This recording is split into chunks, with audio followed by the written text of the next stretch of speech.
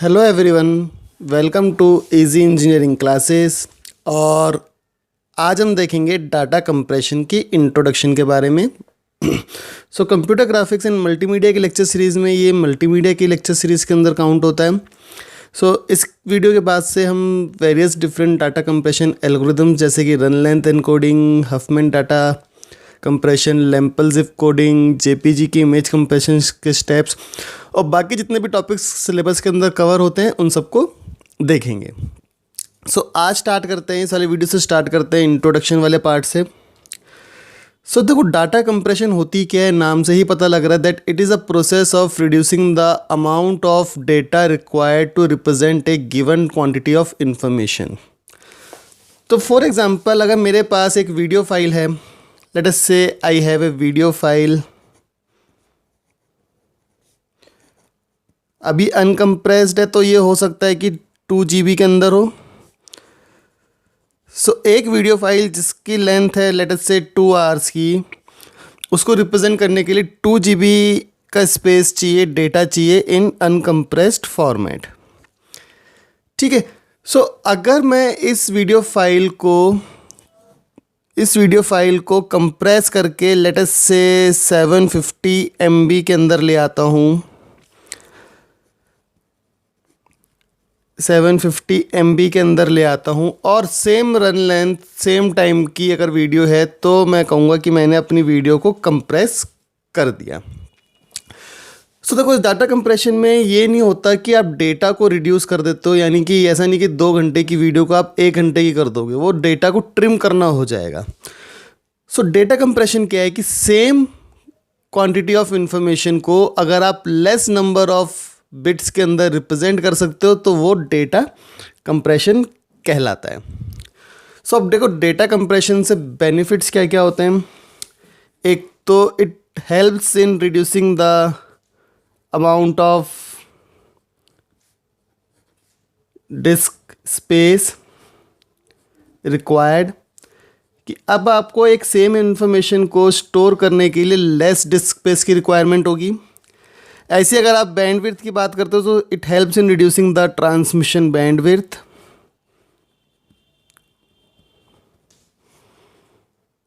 ठीक है। बेसिकली ये जो रिसोर्सेज का यूज़ होता है उसको थोड़ा सा कम कर देता है डेटा कंप्रेशन। अब इसका एक अगर हम बेसिक सा छोटा सा एक ब्लॉक डायग्राम देखते हैं कि होता क्या है, तो मैं ये कह सकता हूँ कि यहाँ पे हमारे पास होता है एक input data. Now let us see this is un uncompressed format.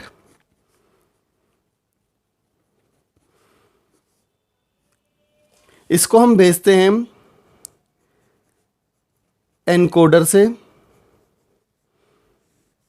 Encoder या फिर एनकोडिंग वो पार्ट होता है जहाँ पे डेटा कंप्रेशन होता है। ठीक है। At this place data compression takes place और डेटा कंप्रेशन अकर्स। ठीक है। यहाँ पे डेटा कंप्रेशन होता है। इसके बाद आपको क्या मिलता है, एक कंप्रेस्ड आउटपुट, एक आउटपुट मिलता है जो कि कंप्रेस्ड होता है। ठीक है। This is at the transmission side. Basically अगर हम ट्रांसमिशन की बात करते हैं तो ये होता है। देन अगेन हम इस डेटा को भेजते हैं एक और डिवाइस से जिसको हम बोलते हैं डिकोडर, और यहाँ से आपको एक फाइनल आउटपुट मिलता है जो कि ओरिजिनल के जैसा होता है। और यहाँ पे क्या होता है, डेटा का अनकम्प्रेशन होता है।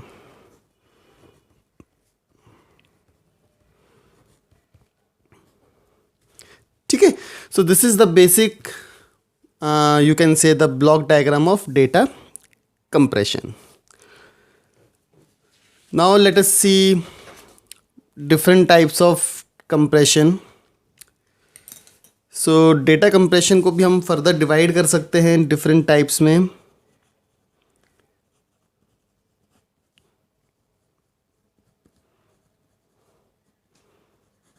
Data compression types.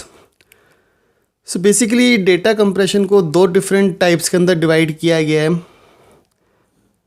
One is lossless compression lossless compression, and another is lossy compression. So lossless और lossy दो तरीके की compression होते हैं बेसिकली. सो जैसे कि नाम से ही पता लग रहा है, लॉसलेस कंप्रेशन में क्या होता है, नो डेटा इज़ लॉस्ट. मतलब जब आप एक ओरिजिनल डेटा को या इनपुट डेटा को कंप्रेस करते हो तो आउटपुट में आपको कोई भी डेटा लॉस नहीं होता. So no data is lost. ठीक है. So the exact replica of the original file is retrieved. So exact replica मिलती है जो आपकी ओरिजिनल फाइल होती है. ठीक है. सो इसके अंदर हम कुछ अगर एग्जांपल्स लें तो you can say the text encryption जो होता है, अगर आप एक प्लेन टेक्स्ट को इंक्रिप्ट कर रहे हो तो वो लॉसलेस कंप्रेशन होता है, क्योंकि इसमें जब आप डिक्रिप्ट करोगे ना इस फाइल को, इंक्रिप्टेड फाइल को, तो आपको एग्जैक्ट रेप्लिका मिलेगा अपनी ओरिजिनल फाइल का. So that is lossless compression, इसमें कोई डेटा लॉस्ट नहीं होता है. Then we have this lossy decompression, lossy compression. इसके अंदर आपका कुछ लेस इम्पॉर्टेंट डेटा को हटा दिया जाता है, इग्नोर कर दिया जाता है. So some information is lost. So basically less important information from the media is removed.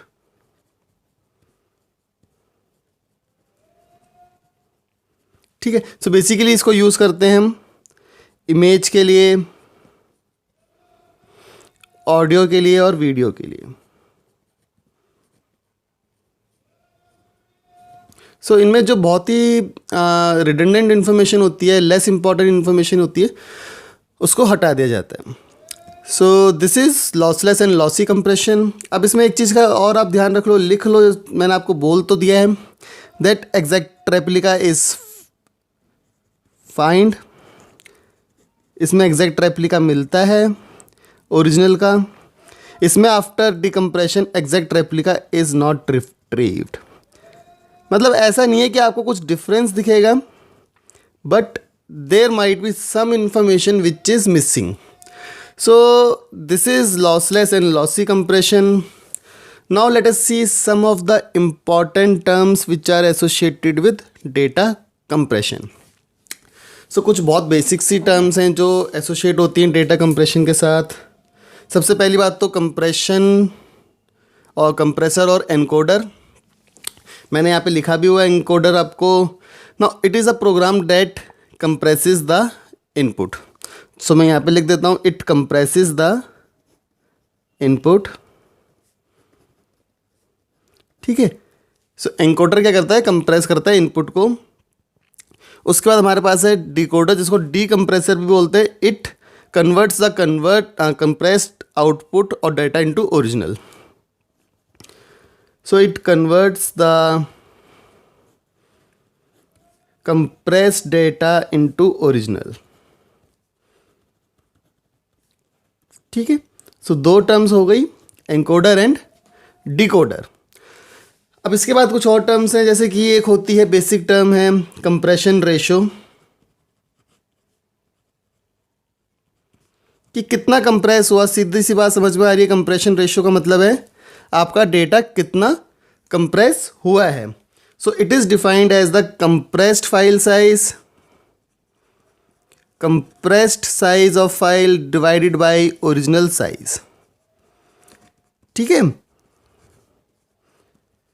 So for example इस केस में कितनी कंप्रेशन रेशियो आएगी, इसमें आएगी 750 डिवाइडेड बाई 2000 GB और 2000 MB सॉरी.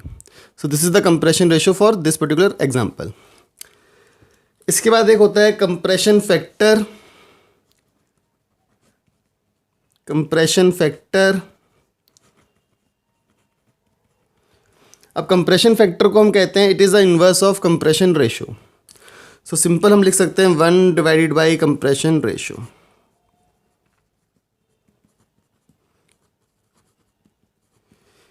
ठीक है. So this is the compression factor. इसके दो बहुत इंपॉर्टेंट और बहुत सिंपल सी टर्म्स हैं जिनको आपको याद करने में कोई दिक्कत नहीं होनी चाहिए। एक होता है कंप्रेशन टाइम और एक होता है decompression time. So basically compression time क्या होता है? It is the time taken by encoder to convert the input data into compressed output. So time to compress, simple सी चीज़ है, बहुत इजीली समझ में आ रही है, और इसको बेसिकली हम मिली सेकेंड्स के अंदर डिनोट करते हैं। And decompression time is the time taken by decoder to convert the compress data into original data. So it is the time to decompress. ठीक है, so this is the basic of data compression. सो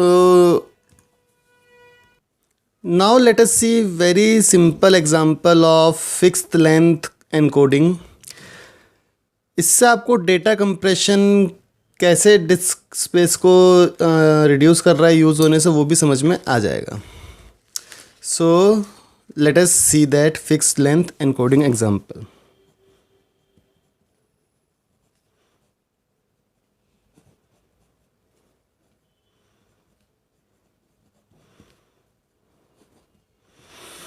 तो simple सा एक example लेते हैं। Late us से मेरे पास 7 symbols हैं, A B C D E F and G।